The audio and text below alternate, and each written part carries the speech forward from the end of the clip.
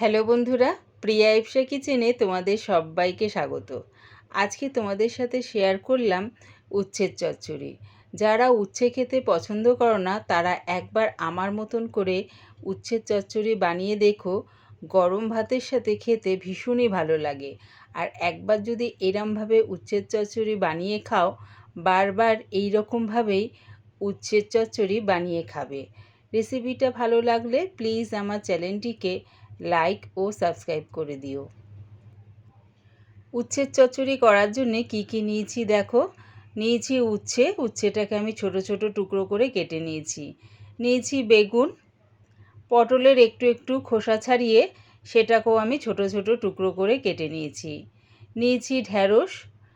তোমরা তোমাদের ইচ্ছা অনুযায়ী সবজি এর মধ্যে ব্যবহার করতে পারো। নিয়েছি কাঁকরোলটাকেও দেখো সরু সরু করে ছোট ছোট টুকরো করে কেটে নিয়েছি। কুমড়ো নিয়েছি, কুমড়োটাকে একটু বড় বড় রেখেছি, তার কারণ কুমড়ো খুব তাড়াতাড়ি গলে যায়। আর নিয়েছি আলুটাকেও আমি সরু সরু লম্বা করে কেটে নিয়েছি। সব সবজিগুলো কেটে ভালো করে ধুয়ে নিয়েছি। গ্যাসটাকে হাই ফ্লেমে রেখে একটা কড়া বসিয়ে দিলাম তার মধ্যে 2 চামচের মতন সর্ষের তেল। মটর ডালের বড়ি আমি এখানে ভেজে নেব। বড়িটা ভাজার সময় বেশি একটা তেল ব্যবহার করো না, তার কারণ বড়িটা অনেকটা তেল টেনে নেয়। তাই 2 চামচ তেল দিয়ে দেখো লাল লাল করে বড়িগুলো ভেজে নিলাম। এবারে নামিয়ে নিচ্ছি।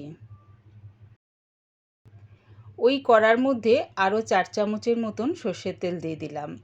এবারে বেগুনগুলোর মধ্যে কোনো রকম আমি কিন্তু নুন হলুদ মাখাইনি। বেগুনগুলো তেলের মধ্যে দিয়ে সেটাকেও লাল লাল করে ভেজে নামিয়ে রেখে দেবো। বেগুনগুলো খুব তাড়াতাড়ি নরম হয়ে যায় বলে সবজির সাথে একসাথে ভাজবো না, তাই বেগুনগুলো আলাদা করে ভেজে নামিয়ে নিলাম। ওই তেলের মধ্যেই ফোড়নের জন্য দিলাম 1/2 চামচ পাঁচফোড়ন। যখন দেখবে ফোড়নটা থেকে সুন্দর একটা গন্ধ বেরোচ্ছে, তার মানে ফোড়নটা আমার ভাজা হয়ে গেছে। এবারে সব সবজিগুলো তেলের মধ্যে দিয়ে দিলাম। আমি কিন্তু উচ্ছেটাকে আলাদা করে ভেজে নিলাম না। তোমাদের যদি মনে হয় উচ্ছেটাকে আলাদা করে ভেজে নেবে, সেটাও আলাদা করে ভেজে নামিয়ে রাখতে পারো। সব কিছু দিয়ে তেলের সাথে ভালো করে লাল লাল করে ভেজে নেব। এবারে গ্যাসটাকে মিডিয়ামে রেখে চাপা দিয়ে এটা হতে দিলাম। গ্যাসটাকে মিডিয়ামে রেখে চাপা দিয়ে যদি এটা করা হয়, দেখবে সবজি থেকে বেশ অনেকটা জল বেরোয়।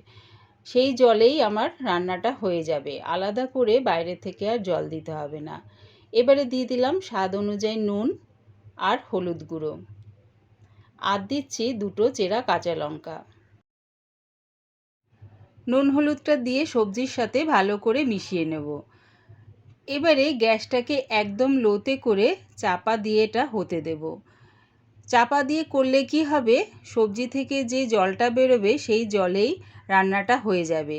দেখবে পাঁচমিশালি সবজি রান্না করতে গেলে বেশ খানিকটা কিন্তু জল বেরোয়। তাই জন্য আমি উচ্ছের চচ্চড়িটাও গ্যাসটাকে লোতে করে চাপা দিয়ে এটা হতে দিলাম। দেখো সবজি থেকে বেশ খানিকটা কিন্তু জল বেরিয়েছে। সবজিটাও প্রায় 80% সেদ্ধ হয়ে গেছে। এই সময় দিয়ে দিলাম 2 চামচ সাদা সর্ষে পেস্ট করে রেখেছিলাম, সেটা দিয়ে দিলাম। আর দিয়ে দিলাম আগে থেকে বেগুন ভাজাটা। সব কিছু দিয়ে ভালো করে মিশিয়ে নেব।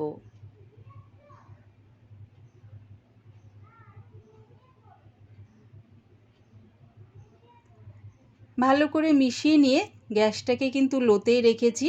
চাপা দিয়ে এটা আরেকটু মজতে দিলাম। একবার আমার মতন করে উচ্ছের চচ্চড়ি বানিয়ে দেখো, কেমন হয়েছে কমেন্টের মাধ্যমে জানিও। কিছুক্ষণ পর চাপাটা খুলে নিয়েছি। এবারে দেখো সবজিটা আমার রেডি হয়ে গেছে। দেখো আলুটাও কিন্তু খুব সুন্দরভাবে সেদ্ধ হয়ে গেছে। এই রকম গ্যাসটাকে লোতে করে চাপা দিয়ে যদি রান্নাটা করা হয়, বেশ ভালো হয়।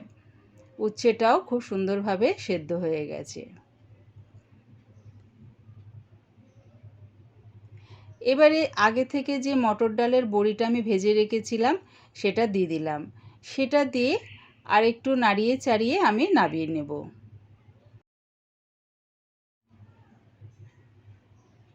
রেডি হয়ে গেছে মটর ডালের বড়ি দিয়ে উচ্ছের চচ্চড়ি। একবার আমার মতন করে উচ্ছের চচ্চড়ি বানিয়ে দেখো, গরম ভাতের সাথে বেশ ভালো লাগে খেতে। পুরো রেসিপিটা দেখার জন্যে প্রিয়া ইপসা কিচেনের থেকে তোমাদের সবাইকে অনেক ভালোবাসা রইল। ভিডিওটা দেখে ছেড়ে যাবার আগে প্লিজ আমার চ্যানেলটিকে সাবস্ক্রাইব করে দিও।